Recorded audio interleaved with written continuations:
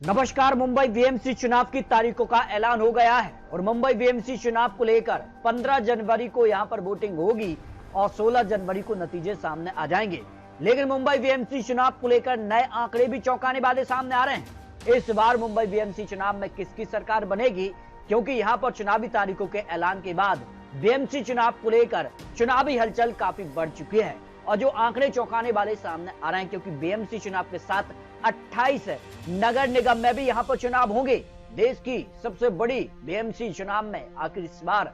किसका पलड़ा भारी नजर आ रहा है, इसको लेकर बात की जाए तो 7 राज्यों से भी बड़ा बीएमसी का बजट है और इसमें यहाँ पर 3.48 करोड़ मतदाता हैं। और ऐसे में इस बार बीएमसी चुनाव को लेकर क्या कुछ आंकड़े हैं और बीएमसी चुनाव को लेकर अपने अपने जीत के दावे किए जा रहे हैं, क्योंकि चुनावी तारीखों के ऐलान के साथ ही अब सीधे तौर पर माना जा रहा है कि गठबंधन की क्या स्थिति नजर आ रही है। गठबंधन को लेकर बात किया तो उद्धव ठाकरे, क्या यहाँ पर बात की जाए तो शिवसेना और यहाँ पर बात किया एमएनएस राज ठाकरे एक मंच पर दिखे हैं, लेकिन बीएमसी चुनाव में साथ मिलकर चुनाव लड़ेंगे, क्योंकि कांग्रेस अलग चुनावी मैदान में हुई तो सीधा नुकसान महाविकास अघाड़ी को देखने को मिलेगा, क्योंकि बीएमसी चुनाव को लेकर जो आंकड़े हैं वो चौंकाने वाले सामने आ रहे हैं। महाराष्ट्र में बीएमसी चुनाव को लेकर सियासी हलचल काफी बढ़ चुकी है और आंकड़े भी चौंकाने वाले सामने आ रहे हैं। 2017 में तो शिवसेना एक थी और यहां पर बात की भारतीय जनता पार्टी के साथ मिलकर चुनाव लड़ा था तो 84 सीटें, यानी बीएमसी चुनाव में सबसे बड़ी पार्टी शिवसेना बनी थी, 84 सीटें हासिल की थी और भाजपा को यहाँ पर 82 सीटें, कांग्रेस को 31 सीटें, एनसीपी को 9 सीटें और एमएनएस राज ठाकरे की पार्टी को 7 सीटें मिली थी और समाजवादी पार्टी को 6 सीटें यहां पर मिली थी। तो इस बार बीएमसी चुनाव को लेकर क्या गलत गठबंधन का सामने आ रहा है उसके भी आंकड़े आपको दिखाएंगे, लेकिन बीएमसी चुनाव को लेकर चौंकाने वाले आंकड़े सामने आ रहे हैं। बीएमसी चुनाव में अगर बात की किस पार्टी को कितना वोट शेयर जा सकता है, अलग अलग होकर अगर पार्टियां चुनावी मैदान में होंगी और कई महत्वपूर्ण आंकड़े और आखिर में ओपिनियन पोल के आंकड़े भी सामने आ चुके हैं। 227 सीटों पर बीएमसी चुनाव में किसको कितनी सीटें यहां पर मिलती नजर आ रही हैं, तो भाजपा को सबसे ज्यादा 34% वोट शेयर जा रहा है। उद्धव ठाकरे पार्टी को यहाँ पर 32% वोट शेयर जा रहा है और यहाँ पर जो है एकनाथ शिंदे जी की पार्टी को यहाँ 12% और कांग्रेस को भी 12% करीब और एमएनएस को यहाँ पर 5% वोट शेयर जा रहा है। अगर ऐसा होता है तो फिर देखिए भाजपा के साथ यहाँ पर एकनाथ शिंदे की पार्टी है और जिस कार की अनबन की खबरें भी सामने आई हैं, अगर वोट शेयर को मिला लिया जाए तो ये करीब यहाँ पर कह सकते 46% हो जाता है। और यहाँ पर बात की जाए तो उद्धव ठाकरे का 32%, यहाँ पर कांग्रेस का 12% और एमएनएस का यहाँ पर 5% वोट शेयर, तो कुल मिलाकर ये 49% करीब होता है। और इस आंकड़े में उद्धव ठाकरे फिर आगे निकल जाते हैं, क्योंकि गठबंधन का स्वरूप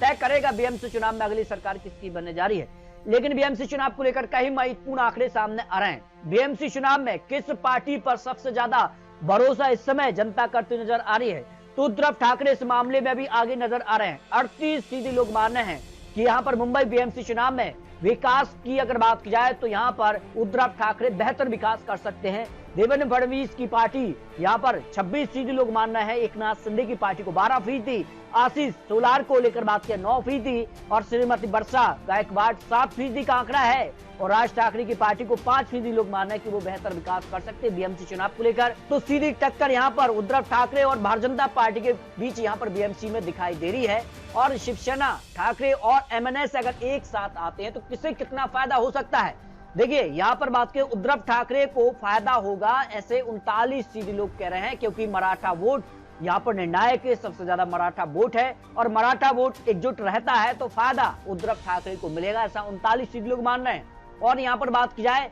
ज्यादा फायदा नहीं होगा, ऐसे 36% लोग कह रहे हैं कि यहाँ पर फायदा भाजपा को होगा, इसका 15% लोग हैं और इसका कोई फायदा नहीं होगा, ऐसे 10% के करीब लोग आ जाते हैं। राहुल गांधी यहाँ पर सीधे तौर पर वोट चोरी का जो आरोप लगा रहे हैं, इसमें अगर बात की जाए तो इसको लेकर क्या यहाँ पर आंकड़ा रहा है, तो हाँ कहने वाले कि हाँ वोट चोरी का जो आरोप है वो सही, ऐसे 35% हैं, नहीं कहने वाले 63% हैं और कोई तथ्य नहीं, ऐसे 2% लोग आ जाते हैं। जबकि बात की जाए मुंबई बीएमसी चुनाव को लेकर किस जाति का वोट किसके पक्ष में जा सकता है, इस बार फिर एक बार मराठी वोट निर्णायक होगा और मराठी वोट इस बार किसके साथ जा सकता है। ब्राह्मण वोट, यहाँ पर दक्षिण भारतीय, जैन, गुजराती, अन्य जो यहाँ पर कह सकते हैं कि किस प्रकार से यहाँ पर जाता नजर आ रहा है। तो यहाँ अगर बात किया भाजपा को मराठी वोट यहाँ 29% जा सकते हैं और उद्धव ठाकरे को 44% सबसे ज्यादा। और यहां पर बात किया तो 18% एकनाथ शिंदे, 3% कांग्रेस के लिए, और शरद पवार पार्टी को 1%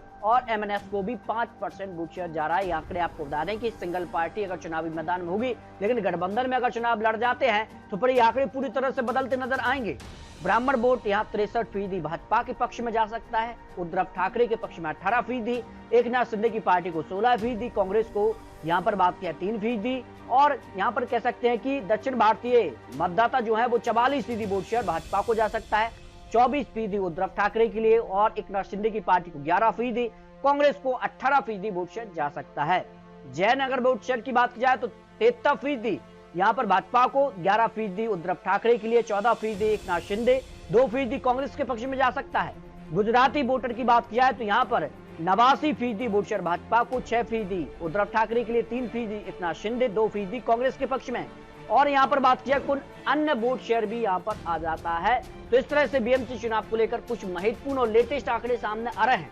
अब अगर बात किया वोट शेयर के हिसाब से, अगर जिसका से आंकड़ा सामने आ रहा है तो महायुति महाविकास आघाड़ी अगर गठबंधन में चुनाव लड़ती है तो कितना वोट शेयर जा सकता है। तो देखिए यहाँ पर महायुति यानी एनडीए को 47% वोट शेयर अगर वो गठबंधन में चुनाव लड़ जाते हैं, और महाविकास आघाड़ी को यहाँ पर 44%, जिसमें एमएनएस को अगर मिला लिया जाए तो ये आंकड़ा करीब 50% करीब पहुंच जाता है। और समाजवादी पार्टी भी यहाँ पर महाविकास आघाड़ी के साथ ही चुनाव लड़ेगी, तो ये आंकड़ा महाविकास आघाड़ी का वोट शेयर में आगे नजर आ रहा है। और अगर बात की जाए इस समय की तो महायुति को 124 सीटें जाती नजर आ रही हैं, और अगर बात किया महाविकास आघाड़ी की तो 97 सीटें, एमएनएस को 1 सीट और समाजवादी पार्टी को 4 सीटें। और इस हिसाब से अगर आंकड़ा देखा जाए, अगर ये समाजवादी पार्टी एमएनएस साथ लड़ते हैं तो महाविकास आघाड़ी यहाँ पर जो है आगे निकल सकती है। अगर सिंगल लार्जेस्ट होकर पार्टी चुनावी मैदान में होंगी, गठबंधन नहीं होंगी, तो भाजपा को 89 सीटें जा सकते हैं, शिवसेना उद्धव गुट को 71 सीटें, शिवसेना एकनाथ शिंदे को 35 सीटें, कांग्रेस को 20 सीटें,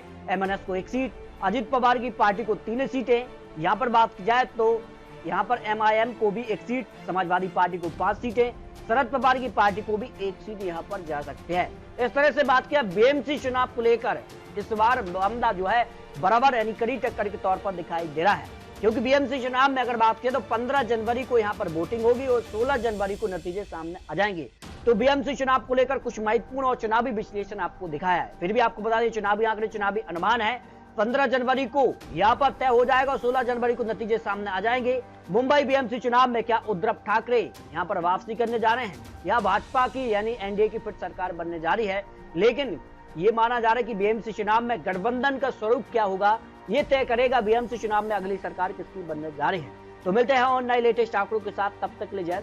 भारत।